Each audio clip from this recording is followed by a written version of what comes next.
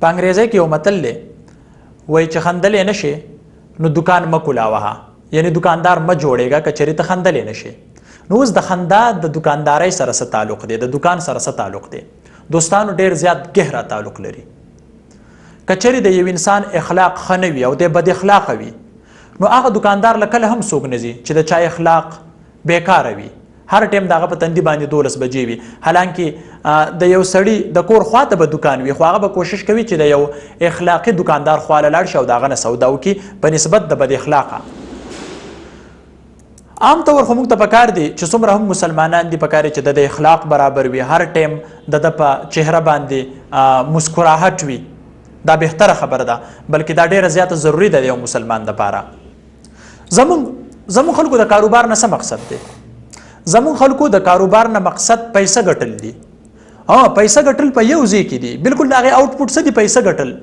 د کاروبار مقصد دی یعنی ته څومره مطمئن یې، تا ته څومره خوشحالي محسوسیږي، څومره غټه خبره ده زما خپل کاروبار دی. ګوره که نه تاسو سوچ کوئ کله چې د یو سړي وړوکی کاروبار وي دی به پای کې خوشحاله وي په نسبت د یو نوکر په نسبت د بل چا سره د کار کولو. یعنی د الله پاک لاک لاک شکر وباسه او ته سوچ وکړه چې یار زما خپل کاروبار دی، ته څومره مطمئن یې. د کاروبار مطلب دا نه دی چې صرف پیسه ګټل.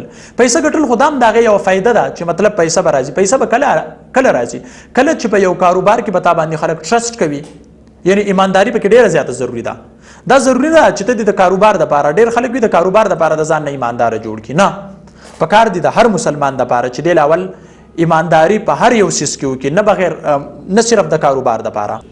دویمه خبره چې د کاروبار دپاره ایمانداري ډیره زیاته ضروری ده.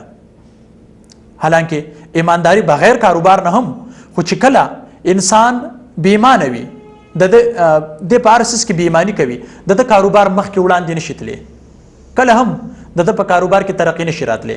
تاسو وګورئ که نه نن سبا آنلاین تاسو کتلی شئ یا چې څومره هم زموږ سره پروډکټس دي د هغوی صرف نوم چلیږي، یعنی هغه نوم د څه دی؟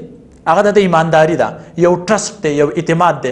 تاسو وګورئ امیزان وګورئ، تاسو انټرنیشنل سطح باندې چې کوم کار کوي تاسو ته مختلف څیزونه رالیږي. همدغه رنګې زموږ سره علي بابا دی آنلاین چې هغوی مطلب خلکو له سوداګانې لیږي. او که چېرې موږ د پاکستان دراز ته وګورو، دراز ډاټ پی کې ته وګورو، کله چې موږ څه څیز بک کو آنلاین نو چې هغه موږ له راولیږي نو بیا څه حالات وي. په دویم ځل باندې بیا زموږ زړه نه کېږي چې یاره موږ د دراز نه یو څیز بک کو او ځان دپاره راوغواړو. نو د کاروبار دپاره ایمانداري ډیره زیاته ضروری ده. بله خبره، زیاتره خلک بیا پوښتنه لري چې مونږ کاروبار څنګه سټارټ کړو، زموږ په لاس کې څه وي نه. دوستانو دا ضروري نه ده چې یو سړي سره دي په لکونو روپۍ وي یا په کروڑونو روپۍ دي وي د کاروبار شروع کړي.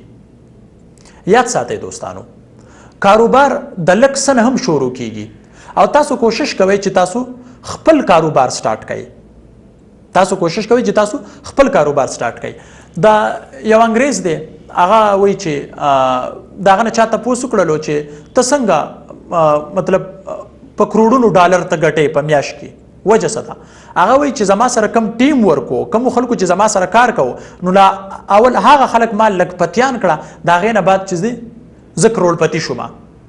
مونږ خلک څه کوو؟ مونږ چې یو کاروبار کوو چې کم سټارټ مونږ واخلو، چې کم زموږ سره پارټنر وي نو مونږ د پارټنر هم خپې وهو، د هغه سره هم دوکې شوتې کوو. نو همدغه وجه ده چې کاروبار په مخ کې نشي تللی. تاسو که وګورئ زیاتره بیا بله پوښتنه لري خلک چې ما کاروبار سټارټ کو، بیا څه وخت بعد زما چې کوم پارټنر دی د هغه په زړه کې مختلف خبرې راغلي او زما کاروبار وراني طرف ته لاړو، یعنی تاوان طرف ته لاړو، نقصان طرف ته فایده یې ونه کړه.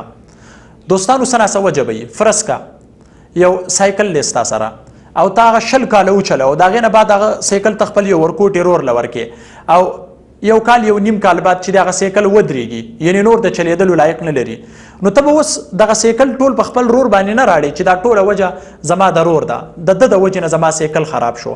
دا د ده د وجې نه سایکل خراب نه شو، د دې سایکل خو تا تباهي وکړله 15-20 کاله مخکې. دا سایکل وچلېدو څومره، یعنی په دې سایکل چلولو کې تا د دې سایکل څومره نقصان کړی دی. نو همدغه وجه ده چې کله زموږ سره کم پارټنرز وي، کم کله چې سړی یو کاروبار کوي یوازې یو کاروبار نه کېږي، موږ ته ټیم ورک پکار دی. ځکه که تاسو وګورئ زموږ سره حدیث مبارک دی پیغمبر علیه السلام وایي چې تاسو مزدور ته د هغه مزدوري په خپل ټایم باندې ورکړئ بلکې د هغه د خولې وچولو نه مخکې هغه ته ورکړئ هغه ته وروسپارئ نو هله به ستا په کاروبار کې به ترقي کیږي او هغه به برکت کوي. زیاتره خلک تاسو وګورئ هغه خپل ځان دپاره کوشش کوي خو چې کوم د هغه پارټنر وي دغه دپاره دې کوشش نه کوي. ته لا اول خپل پارټنر ښه کا ستا سره چې کوم سړی کار کوي ته هغه ښه کا. نو اوس به دې ته نه راځو چې زیاتره خلک بیا کمنټس کوي زما کوم زړې ویډیوز چې ما کړې وي چې مطلب بغیر پیسو موږ څنګه کاروبار سٹارټ کوو. تاسو سټیپ واخلئ. اوس تاسو چې کله کاروبار سٹارټ کوئ تاسو وګورئ مارکیټینګ زده کول د هغې دپاره ډېر زیات امپورټنټ دي ډېر زیات ضروري دی. داسې نه چې د یو انسان سره کله که پیسې وي او دی په مارکیټینګ باندې نه پوهېږي دی نه پوهېږي چې څنګه واخلم څنګه خرڅ کړم نو دی بیا هم نقصان طرف ته ځي. او یاد ساتئ کله چې د انسان خپل کاروبار وي په هغې کې الله پاک چې دی ډېر زیات برکات اچوي په نسبت د چا سره د کار کولو.